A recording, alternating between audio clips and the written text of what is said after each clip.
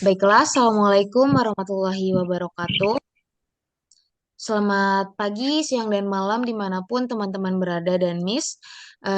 Saya, Bunga Gracia Lardimai, sebagai moderator pada kelas kita pada kali ini yang akan membahas tentang model penerapan sosiologi. Tentu saya tidak sendiri, saya dibersamai oleh teman-teman saya dari kelompok 10 yang beranggotakan yang pertama itu saya sendiri Bunga Gracia Lardimai dengan NIM 2015, lalu ada Hanisa Mardatilah dengan NIM 1003 dan Aisyah Ihsan Ilahia dengan NIM 1025, Febriani Putri dengan NIM 2041, Muhammad Fikriyadi dengan NIM 1009 dan Genta Iksanul Putra dengan NIM 3011. Oke. Jadi kita akan membahas tentang sosiolog itu kerjanya ngapain sih? Gimana sih model-model yang bisa kita temui ketika kita sedang menerapkan sosiologi gitu. Dan kali ini kita akan membahas model-model yang ada ketika kita sedang menerapkan sosiologi atau model-model sosiologi terapan itu sendiri. Oke, topik kita pada kali ini ada clinical sociology, social engineering, applied sociology research, social work, action sociology, dan ada nanti tambahan yaitu dari eh, sosiologi radikal dan enlightenment. Baiklah, materi yang pertama itu ada sosiologi klinis yang akan dijelaskan oleh rekan saya Hanisa Mardatilah. Kepada Hani, saya persilahkan. Baik, terima kasih kepada moderator atas kesempatannya. Jadi, pada materi pertama kita yaitu mengenai sosiologi klinis. Sosiologi klinis adalah praktik terapan yang berfokus kepada intervensi kesehatan, seperti bekerja dengan praktisi medis, layanan kesehatan masyarakat, kebijakan sosial, dan kampanye kesehatan masyarakat. Sosiologi klinis tersebut mengacu kepada penggunaan pengetahuan sosiologis dalam memberikan bantuan kepada individu dan organisasi. Istilah ini analognya dengan psikologi klinis. Diperkenalkan pada tahun 1931 oleh sosiolog Chicago yaitu Louis Burke untuk karya sosiolog yang bekerja dalam lingkungan klinis bersama pekerja sosial yaitu psikolog disebut juga itu psikiater. Lalu, sosiologi klinis melibatkan penggunaan pengetahuan sosiologi untuk membantu mendiagnosa, pengobatan, pengajaran, dan penelitian mengenai kesehatan. Seorang sosiolog klinis dapat mempelajari cara-cara meningkatkan semangat kerja karyawan. Sosiologi klinis bekerja di rumah sakit, dan mereka memberikan layanan masyarakat dan sering sekali melakukan pekerjaan sosial. Pekerjaan mereka mungkin mencakup penyusunan rencana rehabilitasi fisik, mereka memberikan pelatihan kesejahteraan dan swadaya. Lalu mereka menyediakan layanan perumahan krisis dan trauma dan memberikan terapi kelompok. Para pekerja sosiologi klinis ini akan bekerja pada kampanye kesehatan masyarakat. Mereka lah yang menengahi konflik, mereka yang memfasilitasi kebijakan dewan lokal, dan mereka juga bekerja pada isu-isu yang berkelanjutan. Dan mereka juga melakukan penelitian yang melibatkan partisipasi dalam setiap uh, per, per, perjalanan tentang kesehatan. Lalu, meskipun aktivitas sosiologi klinis ini beragam, intervensi aktif mereka sebagai agen perubahan membedakan mereka dari sosiolog praktik lainnya, seperti disiplin ilmu lain yang terlibat dalam intervensi sosiologi klinis, bersifat aktif, humanistik, dan berorientasi pada perubahan. Sosiologi klinis juga memiliki ciri khas karena ia mengandalkan sosiologi sebagai perspektif dalam basis ilmu pengetahuannya. Mungkin sekian dari penjelasan saya kembalikan kepada moderator. Baik, terima kasih kepada rekan saya Hani yang sudah memaparkan tentang sosiologi klinis. Jadi ternyata sosiologi bisa gitulah ya. Nantinya mungkin seperti dengan psikolog-psikolog yang punya jadwal praktik tersendiri gitu loh ya di rumah sakit. Ternyata kita mempunyai model dari penerapan sosiologi yang seperti ini. Baiklah, kita akan beranjak kepada Model yang kedua yaitu social engineering yang akan dijelaskan oleh rekan saya Muhammad Fikriyadi. Kepada Fikri, saya persilahkan. Baik, terima kasih atas kesempatannya moderator. Perkenalkan, nama saya Muhammad Fikriyadi dengan NIM 1009. Izin mempresentasikan sub materi dari presentasi kelompok kami pada malam ini. Social engineering adalah upaya yang dilakukan oleh individu, kelompok, atau pemerintah untuk memanipulasi atau mengubah struktur sosial, norma, nilai-nilai, dan perilaku masyarakat tertentu. Jadi, social engineering ini semacam upaya lah yang dilakukan sebagian manusia atau masyarakat yang dilakukan untuk sebagai gebrakan untuk mengubah struktur, norma, nilai-nilai, dan lain sebagainya. Selanjutnya, pada poin kedua, dapat berkonotasi positif atau negatif, tergantung tujuan dan cara implementasinya. Jadi maksudnya di sini adalah dapat social engineering ini bisa bermuara positif atau negatif, tergantung dari inti, tujuan, dan cara penerapannya dalam masyarakat, khususnya dalam CSR. Contohnya itu adalah seperti reformasi sosial, program pemerintah, propaganda, perubahan nilai dan norma, dan pengembangan komunitas. Jadi bentuk dari social engineering itu adalah sebagaimana yang saya sebutkan pada sebelumnya. Itu saja yang dapat saya sampaikan. Saya kembalikan kepada moderator. Baik, terima kasih kepada Fikri yang sudah memaparkan materi mengenai social engineering. Bahwa sosiologi terapan memiliki model yang seperti ini yang bagaimana kita bisa juga membuat sebuah rekayasa sosial gitu lah ya untuk misalnya memperbaiki kondisi-kondisi atau masalah-masalah yang ada atau masalah-masalah sosial yang ada. Baiklah, kita akan beranjak kepada model yang ketiga yaitu pekerja sosial yang akan dijelaskan oleh rekan saya kepada Aisyah. Saya persilahkan. Baik, terima kasih kesempatannya moderator. Ya, selanjutnya materi yang akan saya jelaskan yaitu pekerja sosial. Pekerjaan sosial adalah bidang di mana prinsip-prinsip ilmu sosial, khususnya sosiologi, diterapkan pada masalah-masalah sosial aktual. Istilah pekerja sosial diterapkan pada berbagai metode terorganisir untuk meningkatkan kesejahteraan manusia melalui pencegahan dan pengangguran penderitaan. Pada akhir abad ke-19, pekerja sosial sebagian besar bersifat sukarela, terutama sebagai kegiatan amal, dan sejak Perang Dunia Kedua, praktik pekerja sosial menjadi semakin profesional. Nah, contoh dari pekerja sosial juga dapat membentuk individu dan keluarga yang membutuhkan bantuan dalam menyelesaikan masalah sosial seperti kemiskinan, kekerasan, atau kesehatan mental. Sekian materi yang dapat saya jelaskan, saya kembalikan kepada moderator.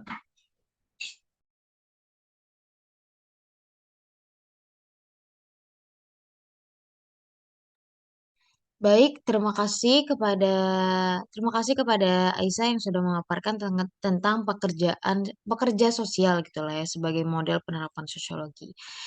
Oke, kita akan beranjak kepada materi yang keempat yaitu dari peneliti sosiologi terapan yang akan dijelaskan oleh rekan saya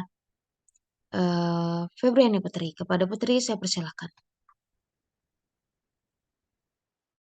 Terima kasih moderator atas kesempatannya.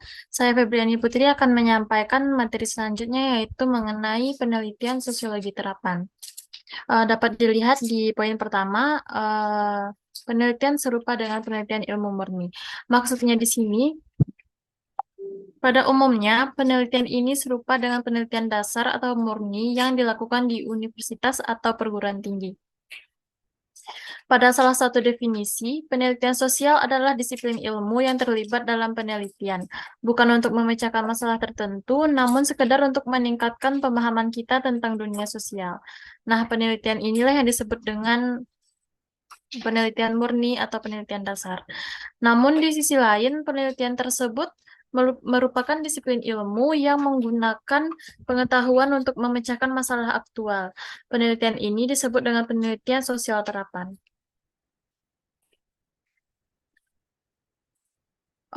Pekerja sosial merancang metode dan teknik penelitian mereka sendiri untuk membantu orang memecahkan masalah pribadi dan kelompok, dan penerapan yang dihasilkan berkontribusi pada pengetahuan yang sudah ada. Lalu pada poin yang kedua, pemecahan masalah dengan menggunakan teori sosiologi. Maksudnya di sini, sosiologi terapan itu berfokus pada pemecahan masalah di masyarakat dengan menggunakan teori-teori sosiologi. Selanjutnya, poin yang ketiga, penelitian dilakukan untuk dapat solusi dari masalah masyarakat, pemerintahan, maupun industri. Jadi, penelitian sosiologi terapan itu dilakukan dengan tujuan untuk mendapatkan solusi dari berbagai masalah yang ada di masyarakat, pemerintahan, maupun di industri. Nah, penelitian sosial terapan itu dapat berbentuk penelitian deskriptif, penelitian survei, penelitian analisis atau evaluasi seperti upaya sistematis untuk memperkirakan dampak potensial dari program sosial yang diusulkan atau dampak perubahan yang direncanakan atau pendekatan baru terhadap manajemen di suatu perusahaan bisnis. Mungkin saya akan memberikan beberapa contoh dari penelitian sosiologi terapan, yaitu studi keterlibatan siswa dalam pembelajaran metode penelitian terapan secara daring. Lalu pengembangan wisata pada desa wisata batik dengan memanfaatkan sosial media, model pemberdayaan perempuan pedesaan wisata melalui pendidikan berbasis komunitas di lingkungan tempat, lalu analisis artikel tentang hambatan pelaksanaan program Keluarga Harapan dalam peningkatan kesejahteraan sosial masyarakat di Kelurahan Pelambuan, Kota Banjarmasin. Mungkin sekian dari saya kembalikan kepada moderator. Baik, terima kasih kepada Putri yang sudah menjelaskan tentang peneliti sosiologi terapan. Jadi tidak hanya sosiologi yang murni atau penelitian ilmu murni, tetapi kita juga bisa menggunakan penelitian-penelitian kita untuk memberikan solusi-solusi gitu lah ya untuk masalah-masalah dari masyarakat maupun masalah yang didapatkan atau yang harus diselesaikan oleh pemerintah maupun masalah-masalah yang ada di industri. Baik, kita akan beralih kepada model yang kelima, yaitu action sociology yang akan dijelaskan oleh rekan saya, Genta. Kepada Genta, saya persilahkan. Baik, saya akan melanjutkan pemaparan materi yang yaitu action sosiologi. Dalam sosiologi terapan, action sosiologi dapat diterapkan dalam berbagai bidang, seperti pendidikan, kesehatan, dan kebijakan publik, dengan tujuan untuk memahami dan memperbaiki masalah-masalah sosial yang terjadi di masyarakat. Action sosiologi juga dapat diartikan sebagai pendekatan sosiologi yang menekankan pada perubahan sosial yang dihasilkan dari tindakan kolektif yang dilakukan oleh individu atau kelompok dalam masyarakat. Pendekatan ini menekankan pada pentingnya partisipasi aktif individu atau kelompok dalam mengatasi masalah sosial yang terjadi di masyarakat. Dalam hal ini, action sosiologi dapat diterapkan dalam berbagai bidang, seperti pendidikan, kesehatan, dan kebijakan publik, dengan tujuan untuk memperbaiki kondisi sosial yang ada. Dalam penerapannya, action sosiologi dapat dilakukan melalui beberapa tahapan, yaitu yang pertama ada identifikasi masalah sosial yang terjadi di masyarakat, yang kedua analisis penyebab masalah sosial tersebut, yang ketiga pengembangan strategi untuk mengatasi masalah sosial tersebut, yang keempat implementasi strategi yang telah dikembangkan, dan yang terakhir evaluasi hasil dari implementasi strategi tersebut. Baik, sekian dari saya kembalikan kepada moderator. Baik, terima kasih kepada Genta yang sudah menjelaskan tentang action sociology. Kita akan beranjak kepada sosiologi radikal yang akan dijelaskan oleh saya sendiri. Jadi, sosiologi radikal ini salah satu model dari sosiologi terapan yang mana fokus penekanannya ada di tindakan atau aksi. Dia bergerak atas dasar emansipasi karena bisa disebabkan oleh ketidakadilan maupun diskriminasi.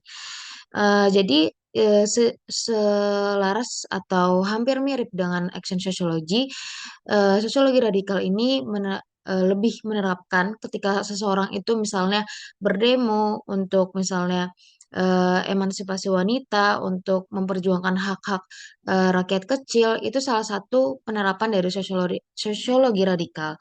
Tidak hanya dengan contoh-contoh yang pelik, tapi misalnya dengan kita memberikan atau bergerak untuk memungut atau menyelenggarakan pemungutan sumbangan untuk korban bencana alam itu termasuk ke dalam sosiologi radikal. Baik, kita akan beranjak kepada model yang terakhir atau kita bisa sebut dengan enlightenment, di mana enlightenment ini seseorang sosiolog itu tidak perlu dia melakukan penelitian ataupun dia melakukan aksi, tetapi dengan insight-insight yang dia berikan dengan misalnya ketika seorang sosiolog itu dia diundang ke talk show dan dia diminta pandangannya terhadap suatu fenomena dan dia menggunakan teori sosiologi dalam menjelaskan, itu termasuk model dari penerapan sosiologi yang bernama enlightenment gitu. Mungkin itu yang bisa Bunga tambahkan dan Bunga jelaskan. Kita sudah beranjak di akhir dari materi kita. eh, Bunga dari kelompok 10 meminta maaf jikalau ada kekurangan maupun kesalahan. Semoga dari pembelajaran kita pada kali ini itu bisa menyadarkan kita lagi bahwa sosiologi itu bukan ilmu yang ecek-ecek. Sosiologi itu sangat berguna dan model-modelnya itu sangat beragam yang membuat setiap orang yang mempelajarinya atau yang terjun ke dalam ilmu sosiologi ini bisa bermanfaat gitu. Mungkin sekian dari kelompok 10. Kami mohon maaf jikalau ada kekurangan. Wassalamualaikum warahmatullahi wabarakatuh. Waalaikumsalam warahmatullahi wabarakatuh. Waalaikumsalam warahmatullahi wabarakatuh.